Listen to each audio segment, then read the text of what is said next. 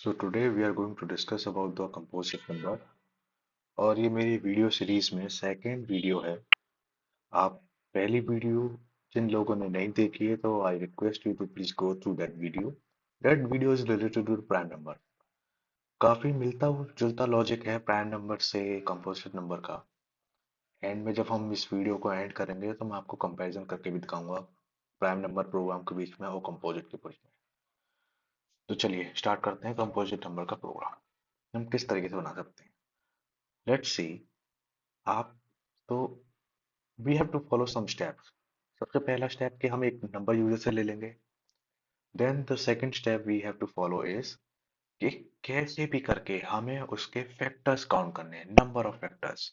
और आप ये बात अच्छे से जानते हैं कि कंपोजिट नंबर्स ऐसे नंबर्स होते हैं जिनके दो से ज्यादा फैक्टर्स होते हैं।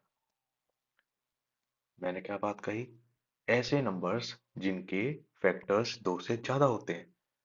तो जब हम एक नंबर यूजर से ले लेंगे by the help of scanner class in Java, उसके बाद हमारा पूरा फोकस रहेगा कि कैसे भी करके हम फैक्टर्स काउंट कर लें।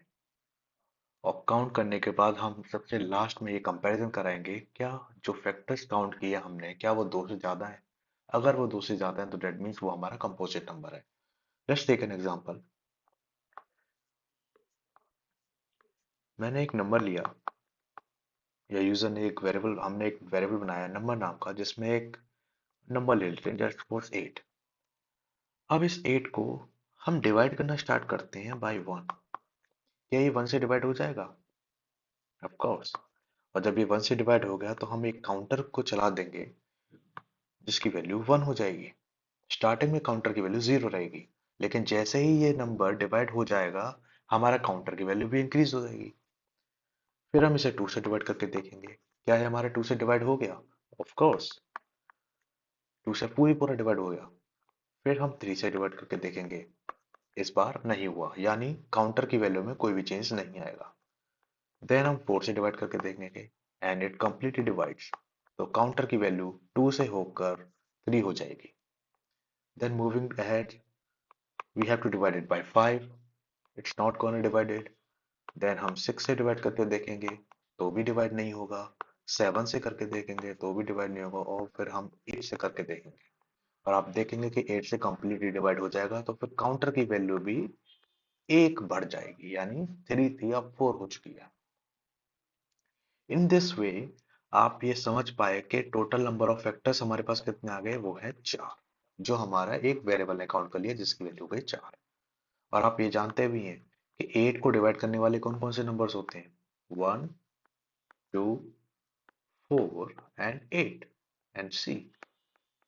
These are the four numbers, or you can say the four factors.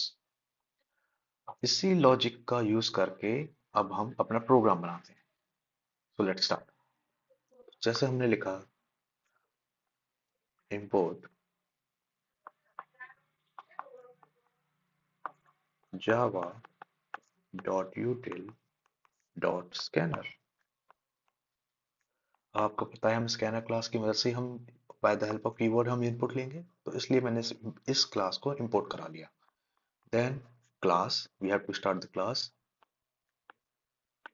composite। अब हम स्टार्ट करेंगे public static void main, our main method.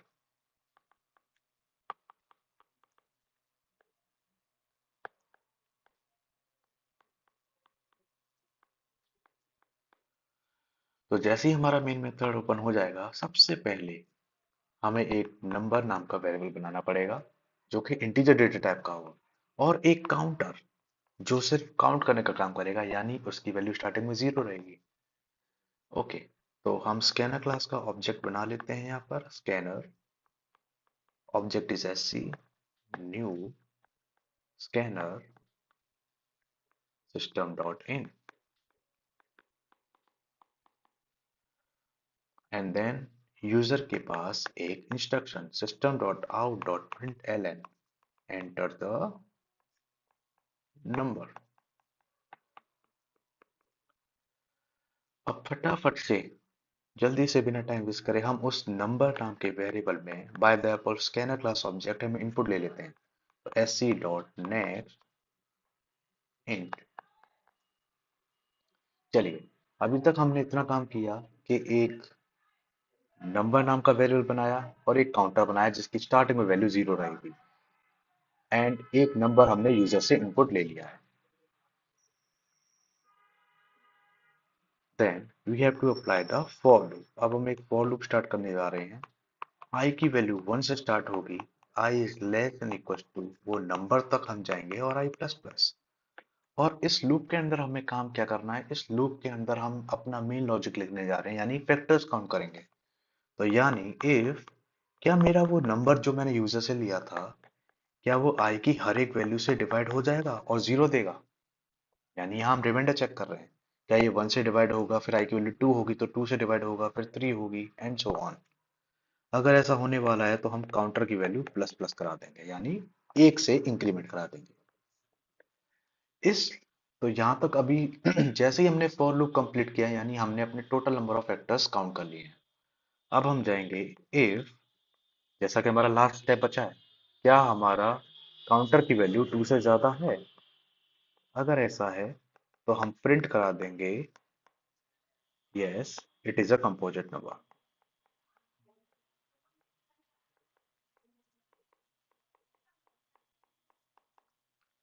Otherwise, else, not composite,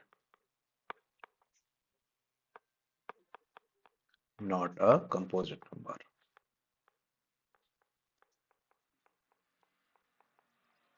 okay, तो मेक श्योर कि आप सारे कर्ली ब्रैकेट्स, जितने भी ब्रेसेस ओपन किए थे वो सारे क्लोज कर दें, और ये आपका प्रोग्राम बनके तैयार है। See, this is your program. Now अगर मैं आपसे कंपैरिजन कराऊं इस प्रोग्राम से पिछले वाले प्रोग्राम के थ्रू, तो आप देख पाएंगे, मैं अभी आपको कंपैरिजन करके दिखाऊंगा, सिर्फ और सिर्फ जो अंतर आता है हमारा प्राइम नंबर्स के प्रोग्राम में और कंपोजिट नंबर के प्रोग्राम में, वो सिर्फ इतना अंतर आता है कि प्राइम नंबर ऐसे नंबर्स होते हैं जिनके केवल दो फैक्टर होते हैं। यानी कहीं ना कहीं हमें उस प्रोग्राम, जब हम प्राइम नंबर का लॉजिक लिखेंगे, तो वहां पे हम फैक्टर्स काउंट करेंगे जैसा यहाँ कर रहे हैं, एग्जैक्टली सेम। बस फर्क क्या रहेगा कि वहां हमें फैक्टर्स काउंट करके कंपेयर कराना था टू से, यहाँ कंपेयर करा रहे हैं टू से ज्यादा। तो ये एक ही फैक्टर आपके साथ जुड़ जाता है। आई होप आपको ये प्राइम नंबर का लॉजिक समझ में आया होगा। Thank you for watching, and please do subscribe, and मैं ऐसे ही अपनी नंबर सीरीज प्लेलिस्ट में कंटिन्यू रखूंगा। आप मेरे चैनल के साथ जुड़े रहिए।